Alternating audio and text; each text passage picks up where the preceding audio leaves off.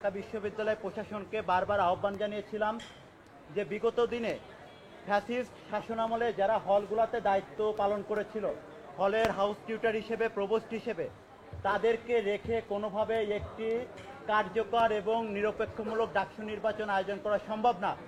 একই সাথে আপনারা জানেন 5 আগস্ট পরবর্তী সময়ে বিভিন্ন ছাত্রলীগের অপরাধীরা এখনও ঢাকা বিশ্ববিদ্যালয়ের হলগুলোতে অবস্থান করছে এবং তারা নিজেরা যেহেতু ছাত্রলীগের অপরাধের সাথে, সন্ত্রাসের সাথে জড়িত ছিল, সেই জন্য তারা যে গণতান্ত্রিক প্রক্রিয়া হলের মধ্যে সেটিকে ব্যাপকভাবে বাধাগ্রস্ত করার লক্ষ্যে এবং বিরাজনীতিকরণ করার লক্ষ্যে এবং একই সাথে একটি গুপ্ত সংগঠন এই প্রক্রিয়ার সাথে জড়িত হয়ে মিলেমিশে সাধারণ শিক্ষার্থীদের যে গণতান্ত্রিক এবং যে সাংবিধানিক অধিকার, সেই অধিকারকে তারা ব্যাপকভাবে হরণ করার চেষ্টা করছে এই মব পরিস্থিতিকে উস্কিয়ে দিয়ে।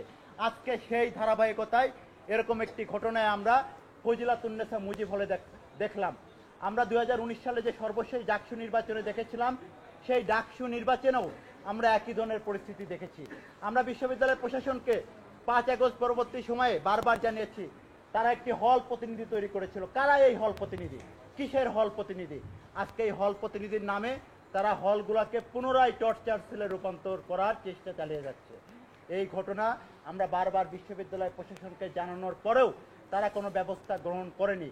তারা ব্যবস্থা গ্রহণ করেনি বলেই আজকে ডাকসুর মতো এমন একটি সুন্দর গণতান্ত্রিক চর্চার আয়োজনকে বিভিন্নভাবে বাধাগ্রস্ত করার চেষ্টা করা হচ্ছে।